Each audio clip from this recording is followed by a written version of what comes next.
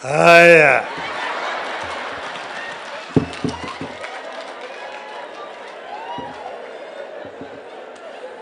the family of our friend, our brother, Zamba Kitonga, the clergy, viongozi wote ambao wamefika hapa, Akamba Mwasio, Mwasio Inge, we have come to pay tribute to a great Kenyan, a great lawyer, and a great Pan-Africanist, Zamba Kitonga. This congregation itself makes a very strong statement that we have come here to pay tribute to this great man. Zamba, as has been said already by those who have spoken before me, was somebody who was very humble, simple, intelligent, but also very considerate. I got to know Zamba through our late friend, Kalonzo Musili, who was also a lawyer with whom we were in the trenches in those days. And from then onwards, we became very close friends. We kept on consulting over several issues. But before I continue, I am bringing condolences from one of the great sons of this county, who is also a lawyer, who was not able to come here, who has told me that his mother has roots in this family, Professor Makao Mutua, from the United States of America. Now, Zamba used to be one of our advisors. In those days, during the second liberation, when we were being arrested, hovyo, Zamba was always with us, and James Orengo, and the late Kaoma Musidi. So he has been said there, Zamba was also a good conciliator.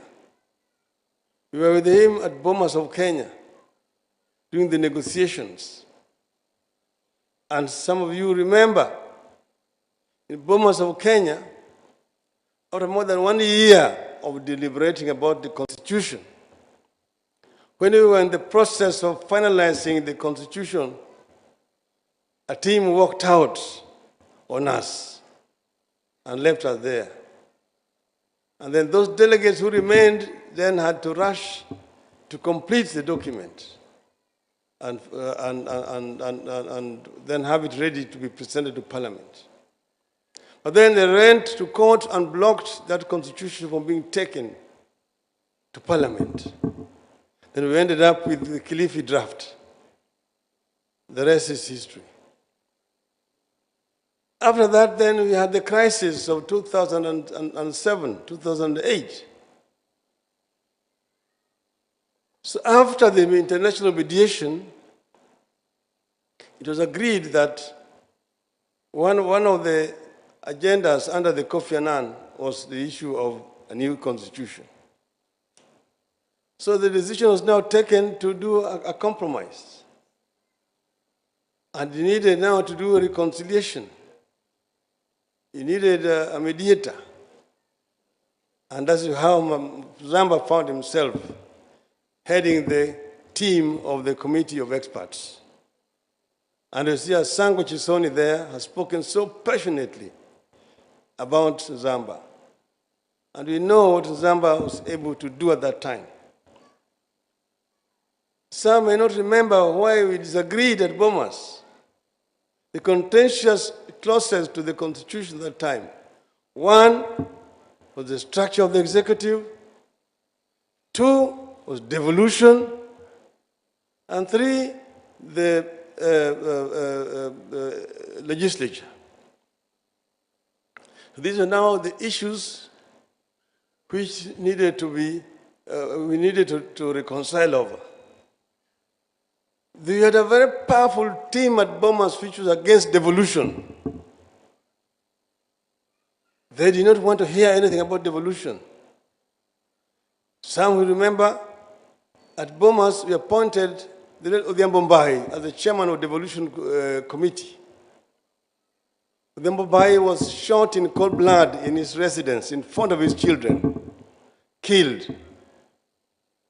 And the killers of Odhiambo Mbai are still walking scot-free in this country today. So we know where we come from and we know where we want to go in this country. The Naivasha Accord was a firefighting document to try to bring the two sides closer together. It was not a complete project. Constitutional making is a continuous process. It cannot remain static. That's why even in the United States you have got First Amendment, Second Amendment, Third Amendment, Fifth Amendment, and so on and so forth. There are so many of those amendments. And that's where we are here today. So we pay tribute to our brother who's fallen. But then the biggest tribute that can be paid to him to ensure that the work that was started, the BBI, is completed. Zamba himself believed very strongly in the BBI. I remember sometimes last year after we came from Kitui, because we brought reggae to Kitui. And when we came from Kitui, Zamba called me about the story I told at Kitui about the two rivers, and I compared it to the rivers of Babylon, where some people said, and the rivers of Babylon, there we sat down, hey, hey, we. So, that's how I amused Zamba, and to talk to me about it. I said, the Cumberland is straddled by two of the biggest rivers, the Athi and Tana.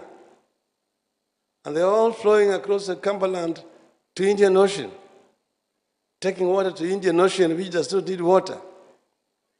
Yet Cumberland is dry. People are walking many kilometers to go and look for water.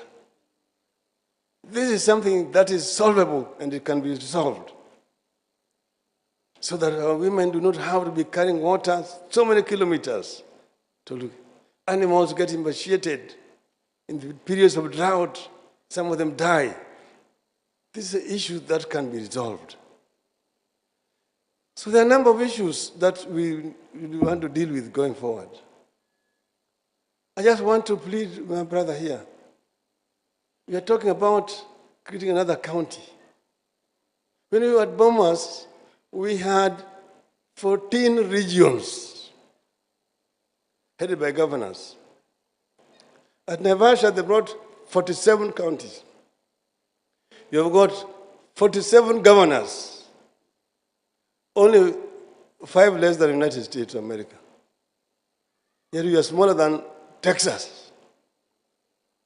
So you see, we go to a conference, Governor Kibwana is going there to sit with the governor from Texas. South Africa, bigger than Kenya, has only got 10 provinces. In Nigeria, 200 million people, 35 states. So we need to really look at this, what we have done. Is it working for our country? Let us sit together and reason. The reason why it was done this way was because at Naivasha, was because those who do not want devolution wanted them to be so small so that they can be controlled from Nairobi. And a time is going to come, maybe not now, because opportunists are going to use that to bring this down. That's why it's not being addressed. But a time will come when Kenyans have to look each other in the eye and address this issue properly. So we, as we're going on here, many of these issues will be addressed. They are going to be addressed because we want to have harmony. We want to get everybody on board. My brother Kibwana, you will remember in the last time when we were talking, trying to create consensus, there was a group which came out and said, this constitution is allowing abortion, this constitution is allowing gay marriages, this constitution is introducing Catholic court, which is against Christianity. We tried to reach consensus, we did not. Then there are those who then said, this constitution, 80% is good, 20% is bad. Let us first correct it before we pass it. Some of us said, no, let us pass it, then we'll see, as we implement it, to see which one is not working, which is working, so that we review it. And then now the time has come. But when we're saying we want to review it, they're saying you're wasting time. You're bloating the government. I don't know what. Let us talk about mtu mdogo kwanza. Mtu mdogo you address. That's fine. But there's very fundamental issues that we need to be looked at and which are being contained in this particular document. The same people are now telling us that, oh, there's nothing wrong with this current constitution. Let us just deal with the issues of poverty, issues of Juakali, issues of Mama Mboga, issues of wheelbarrow, and so on and so forth. Those wheelbarrows we look at. But wheelbarrows cannot solve our problem as a country. The issues are much more fundamental than just giving youth the wheelbarrows. So we will move on. You remember, we campaigned here. And we told the people here that we want to move our country, take our people to Canaan. That Canaan is in our constitution. That Canaan is also in our national anthem. God bless this land of ours. Justice be our shield and defender. May it dwell in unity, peace and liberty. Plenty be found within our borders. A country in the Bible where the plenty is found is Canaan. But that plenty was not going to drop like manna from heaven. It has to be created through the sweat and toil of the people of Kenya. So you must create an enabling environment where the people of Kenya can create that wealth. Then we can realize the dreams of the founding fathers of our nation. That is what the founding fathers wanted. And that's why I said, yes, that was a senator who told me, we were with Kalonzo. We said we were taking the people to Canaan. I was Joshua, Kalonzo was the Caleb. When we reached we left, we crossed the Red Sea, we toiled around the deserts of Sinai, and we are now on the banks of the River Jordan. Then we found crocodiles. Tukakuta mamba. Kauliza Kalonzo tufanye namna gani? Tukahangaika sana, tukarudi milima mingine inaitwa Uhuru Park. Baadaye tukakuta kama Uhuru vilevile anahangaika pande ile. Hata yeye vilevile anataka kuvuka na watu yake kuingia Canaan. Tukaongea tukasema basi tujenge madaraja. Ndio tuvuke naye mto Jordan tuingie wapi? Sababu inaitwa Building Bridges Initiative. So we're building bridges to get our people to Canaan. It's fine. Nobody is talking about 2022. You're saying Raila alisema nitafanya miaka mitano alafu nitawachia Kalonzo. Nimefanya miaka mitano.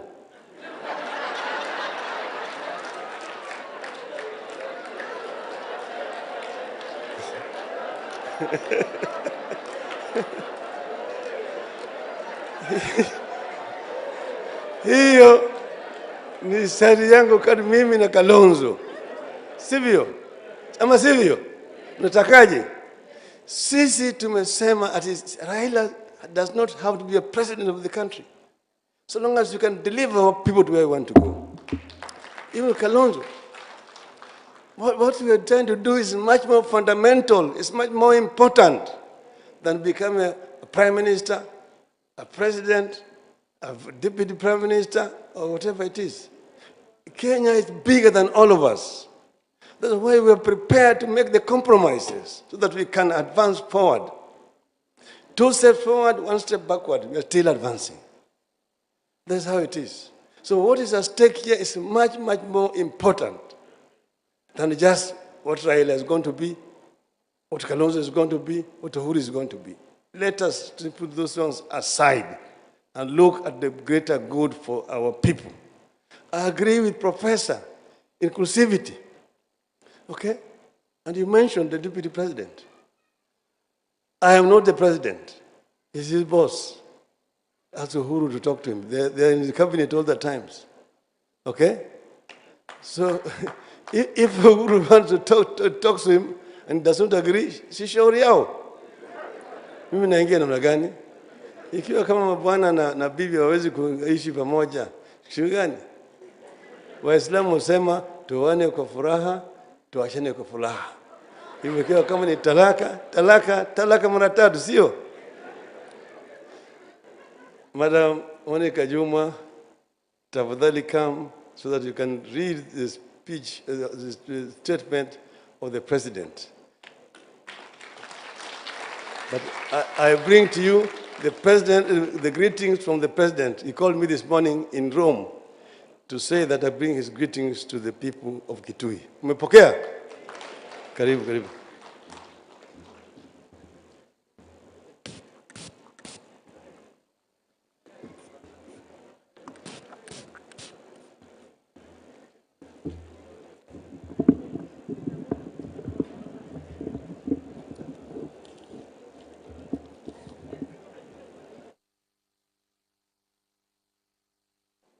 The family of Nzamba Kitonga, Caro, the children, and the wider family, Right Honorable Raila Odinga, Honorable Kalonzo Musyoka, governors here present, particularly the host governor, all elected leaders, members of the legal fraternity led by the senior councils here present, all people who Nzamba touched, ladies and gentlemen, good afternoon.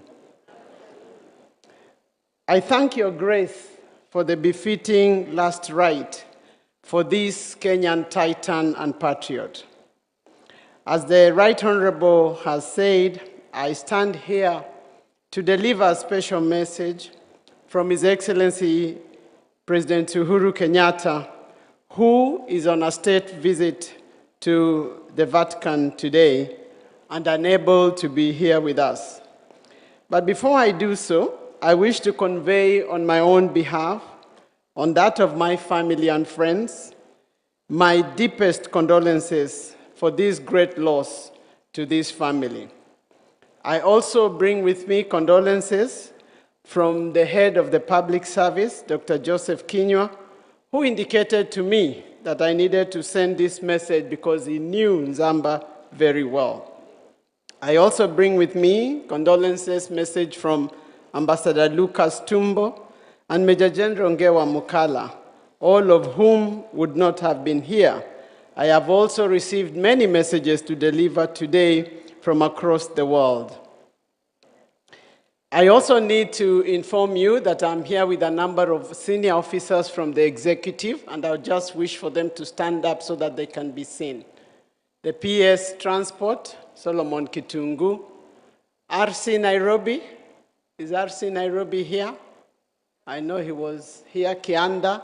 The CC Kitui is here and he has been doing a great job to make sure this happens, as well as the DCC, Mutito North. Thank you very much. When this tragedy struck, His Excellency the President directed that government ensures we give the senior council a send-off that is befitting of his contribution to this country. I was then appointed to ensure that this happened. And I want to indicate, as all have said, that with the senior council lying here, this country is one patriot less. It is now my duty and my humble duty to deliver to this congregation the message of His Excellency the President to the family and friends. Message of condolences to the family, relative, and friends of the late Senior Counsel Philip Nzamba Kitonga.